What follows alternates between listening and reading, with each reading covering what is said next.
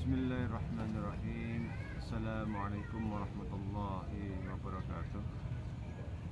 Alhamdulillahirabbil alamin wassalatu wassalamu ala asyrofil anbiya'i wal mursalin sayyidina wa maulana Muhammadin wa ala alihi wa sahbihi ajma'in. Amma ba'd. Sama sekalian yang kami hormati, pada kesempatan kali ini saya akan membacakan tentang hukum suara wanita, apakah aurat atau tidak, dan juga hukum nyanyian. Karena ini satu rangkaian pertanyaan di dalam buku Tanya Jawab Agama jilid 7 halaman 146. Di sini dikatakan bahwasanya sesungguhnya yang namanya seni budaya itu bagian dari fitrah manusia, karena ia adalah hasil cipta rasa manusia. Maka seni itu sebuah keindahan. Di dalam sebuah hadis riwayat Muslim dikatakan innallaha jamilun yuhibbul jamal, bahwasanya Allah itu maha indah dan ia menyukai keindahan.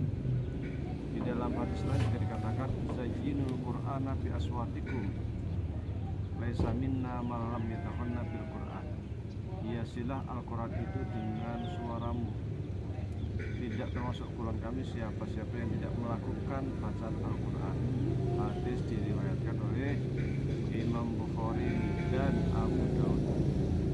Ada juga hadis lain, an Aisyah qalat dakhala alayya Rasulullah sallallahu alaihi wasallam wa indi jariyatani tughniyani bi ghina'in mu'ata fa abtaja 'ala al-firashi wa hawwala wajhahu wa dakhala Abu Bakrin fantaharani wa qala mizmarus syaitani 'inda an-nabiy sallallahu alaihi wasallam fa aqbala 'alaihi Rasulullah alaihi salam fa qala da'huma falamma ghafala wa mastuhuma fa kharajata.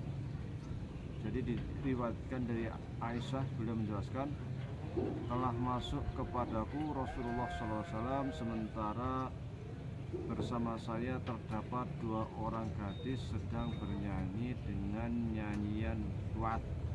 Lalu Rasulullah SAW berbaring di atas tikar sambil memalingkan mukanya, dan masuklah Abu Bakar, lalu ia membentak aku sambil berkata, seruling setan di sisi Nabi Muhammad SAW. Lalu Rasulullah SAW menghadapkan mukanya kepada Abu Bakar sambil berkata, biarkanlah mereka bernyanyi hai Abu Bakar. Dan manakala Rasulullah SAW tidak ada perhatiannya lagi, keduanya saya singgung, saya sentuh, lalu mereka keluar. Hadis riwayat Bukhari.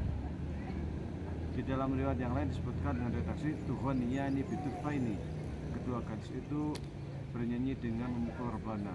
Jadi ada dua gadis sedang bernyanyi. Di situ ada Aisyah dan Rasulullah SAW. Aisyah menikmati lagu dari dua gadis itu. Kemudian Abu Bakar datang dan marah, wahai Aisyah, masa seruling setan ada di sini? Marah Abu Bakar, tapi kemudian Rasulullah sudah biarkan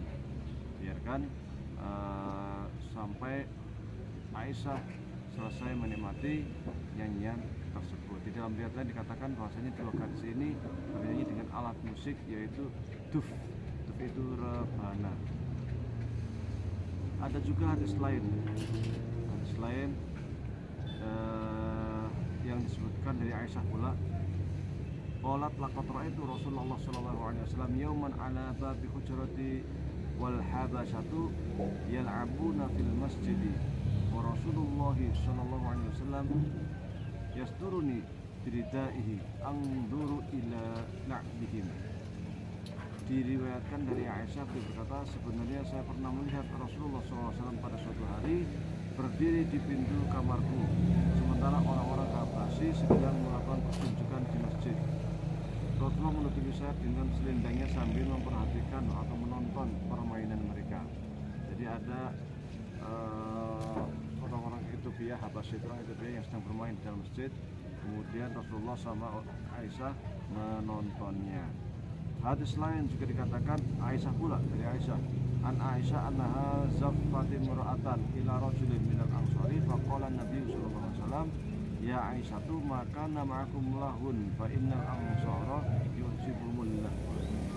Diriwayatkan dari Aisyah bahwa beliau mempertandingkan seorang wanita dengan seorang laki-laki dari kaum Ansar. Lalu berkata Nabi SAW, hai Aisyah, apakah ada padamu permainan? Karena kaum Ansar amat suka kepada permainan. Jadi ada pernikahan dari sahabat Ansar. Kemudian biar nikahnya itu ramai, maka Rasul menanyakan kepada Aisyah, apakah tidak ada sesuatu permainan apa yang membuat pernikahannya itu semakin seru, semakin ramai. Karena orang Ansar suka pernikahan, keramaian, hiburan. Dalam hadis Islam juga dikatakan, lita'lamal yahudu anna fi dina fushatan inni baitu bi hanafiyatin, supaya orang-orang Yahudi mengetahui bahwa agama kita itu adalah lapang. Sungguh aku diutus untuk membawa agama yang lapang bagi manusia. Dan masih banyak lagi beberapa hadis yang disampaikan di dalam buku ini. Prinsipnya bahwasanya terkait nyanyian ataupun tarian atau suara perempuan itu tergantung. Jadi tidak dapat dihukumi secara mutlak itu halal atau haram. Suara perempuan sendiri bukan aurat. Namun lagi-lagi tergantung digunakan untuk apa suara tersebut. Maka di sini disimpulkan sebagai berikut. Dari kedua hadis atau dari beberapa hadis tersebut di atas, maka jelas kepada kita bahwa suara perempuan itu bukan aurat.